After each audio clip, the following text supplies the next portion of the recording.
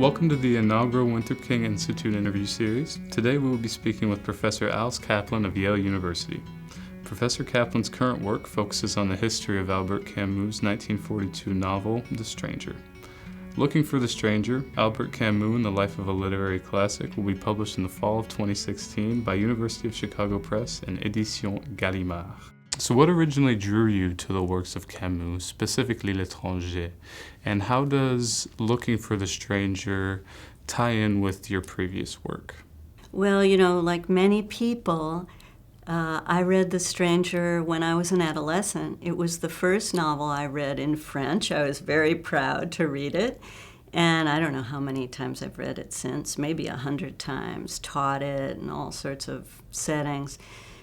And when I thought back on the way the novel was taught to me, what always struck me was how little my teachers taught me about Algeria and about the context and about the political situation of Camus, the fact that this novel was published in the depths of the Nazi occupation and really strange circumstances. So I decided that the novel needed a biography. Now, usually it's people who get biographies, but in this case, I thought this book has a life. Mm-hmm. It was born in these dramatic circumstances, and it triumphed over the years. It was read by very few people, and now I think 10 million people have read The Stranger. It's been translated into 60 languages, so this is a long and robust life, and I wanted to try to tell the story. Could you elaborate a little bit on your research methodologies in Looking for the Stranger, and what were some of the obstacles that you encountered while doing the research?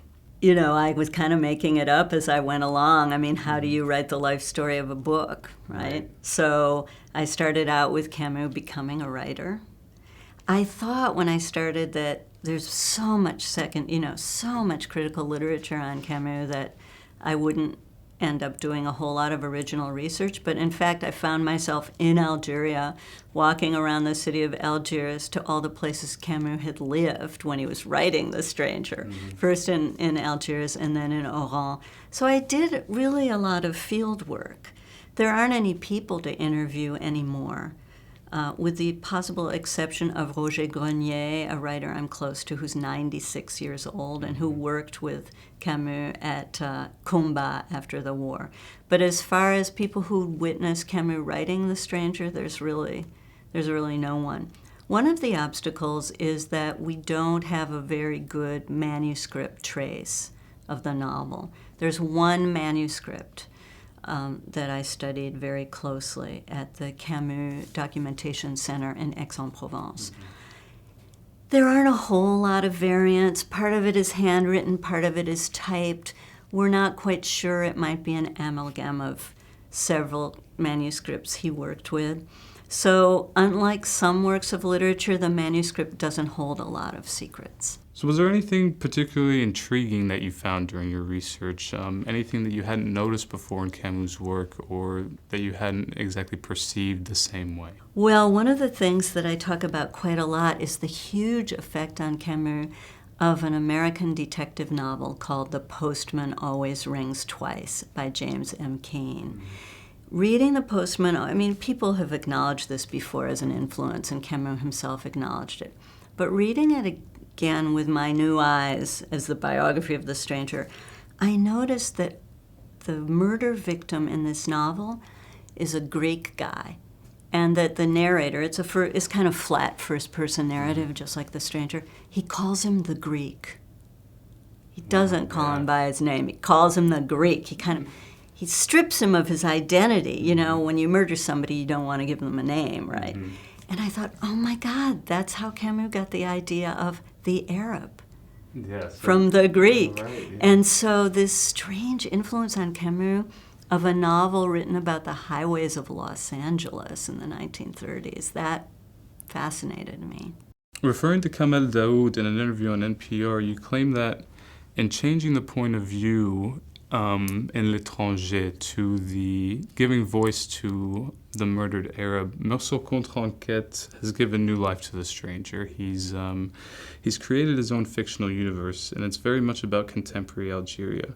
You've also mentioned that Camus, in many respects, remains an open book to modern readers, and I'm wondering if you could just say a few words about his continued relevance. Why are we still so taken with Camus as a literary figure and L'Étranger as a novel? One of the things I've discovered working on criticism of Camus is that he has the most unstable reception of any 20th century writer I've ever published. I mean, there have been periods where Camus was condemned, falsely, as somebody who wouldn't support the Algerian Revolution. There have been other periods when he's just been a god. His fortune seemed to go up and down and up and down. Also, some of the translations of Camus have been very inaccurate. So the first translation of The Stranger by Stuart Gilbert completely distorted Camus' intentions and style. Every time there's a new translation, Camus gets new life. So, for example, Art Goldhammer retranslated Algerian Chronicles, and a few pieces of it had been published in Resistance, Rebellion, and Death. And now I think we can really understand Camus' complicated position of 1958 with respect to the Algerian War much better, and we can have more empathy for him. People seem to be drawn to adapting him. So David Ollenhofen adapted the story The Guest into this beautiful film called Loin des Hommes, Far from Men. Mm-hmm. And he opens up the story and adds a whole new chapter. There's something about Camus, and maybe it's because he's so spare that he lets the reader embroider. And he lets the reader go on an adventure of the imagination. And that's really what Kamel Daoud has done in being provoked by this nameless victim. But what fascinates me about Kamel Daoud's novel is, in fact, he's not able really to give a life story to his brother, who was killed in a book. Mm-hmm. He ends up creating a character who's just sort of ranting and raging in a bar in Oran, the Titanic. And he keeps saying, I can't really remember my brother Moussa. And he calls him an everyman. He calls Moussa an everyman and says all Algerians are Moussa. So it's just a really fascinating, at the same time he's acknowledging that there's something philosophically, a philosophy of the absurd in Camus' Stranger that he wants to take and apply to contemporary Algeria with all its problems. The Stranger is about the most basic problem that has preoccupied us in this country for the last year.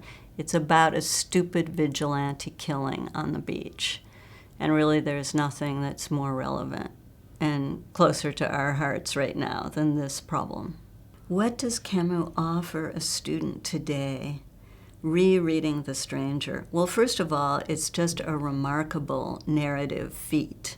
It's a voice that's unique, that this idea that you could speak and create a first-person narrator, and the first person is usually supposed to let us inside someone's head, but you could create that first-person narrator for the opposite purpose, to kind of push the reader away. Mm-hmm. That in itself, I think for anyone who's interested in literary technique or literary achievement, is really, really fascinating.